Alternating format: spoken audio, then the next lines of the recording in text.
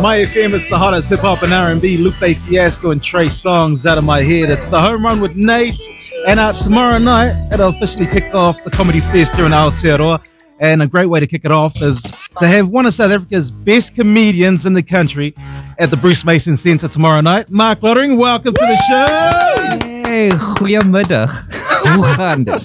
Hello, good to be here. Oh, great to have you. We know you're a busy man. You're traveling all over the world, and you just come from South Africa to do the show tomorrow night. Yes. And you don't look tired at all.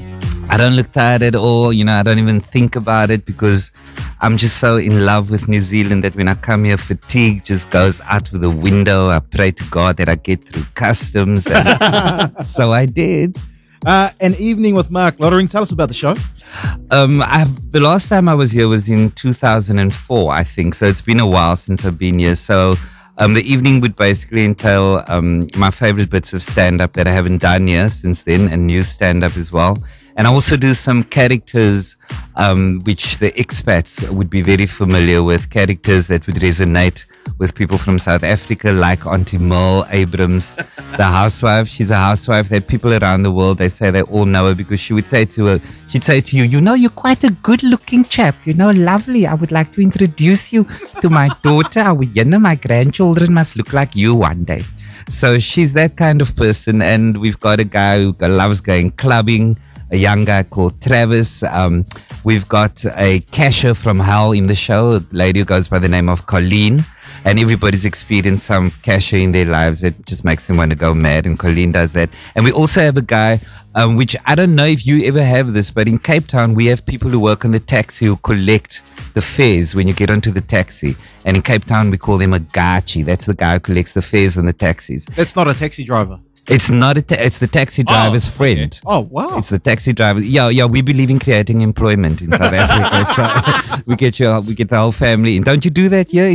Are your cousins not working here at the radio studio? No. We're related. Yeah, we'll find out later on. Are you related? No, not at all. Not at all. We're just both good-looking guys. So. Great. Yeah. So much love in this room. So that's what I do. So I expect to have, I promise people an evening of laughter, and certainly because it also does appeal to an expat audience. It's always a great feeling in the room when people get together. I've got to ask, because I've seen your DVDs. Yes. And I'm not South African. Yes. So do you plan out your material to appeal to a wider range of ethnicities and races? Because I'm not South African, I get it.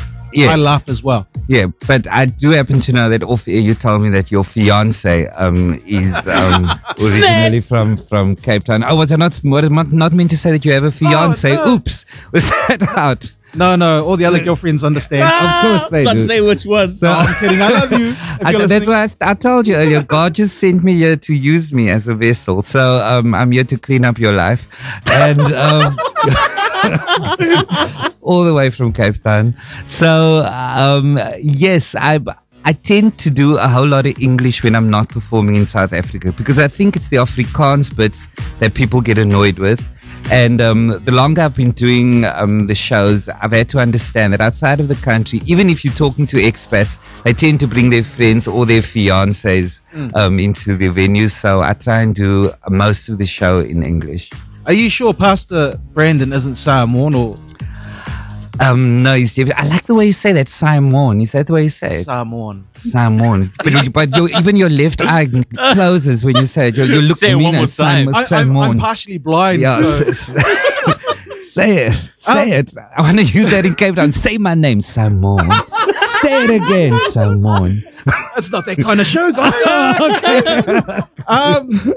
Just with your show and your comedy, because some of the characters a lot of people can relate with. Yeah, especially the expats from South Africa.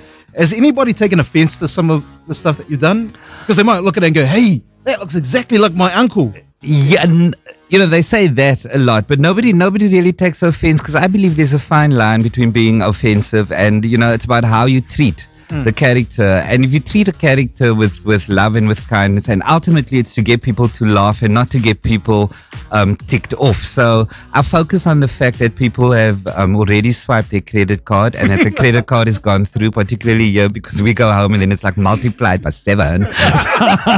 So for that, I will not be offensive.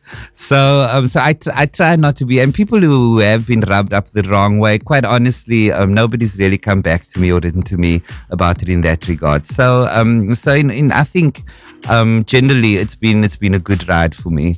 So this is a show that you don't want to miss. Tomorrow night at the Bruce Mason Centre, kicking off at 8 p.m. If you want tickets, ticketmaster.co.nz. You don't mind if I talk to you a little bit about my personal life? We are on air though, but go ahead. Yeah.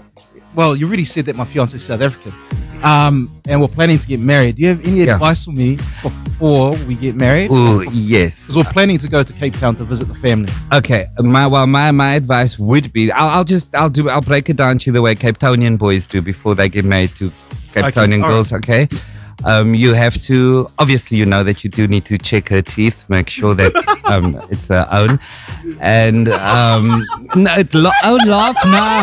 laugh now. It's very funny when your kids are born and they stay toothless for very long, and then you doctors here will not diagnose the problem. In Cape Town, we know.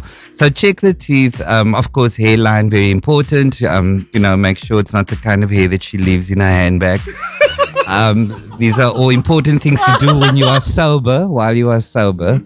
And I would advise you, lastly, do go to Cape Town, check out the rest of the family as well, because we had many years of apartheid in South Africa, and the tear gas has left its mark on many people. I barely survived and came through with this hair, so a lot of the other people were not that lucky. So please do go and do your homework.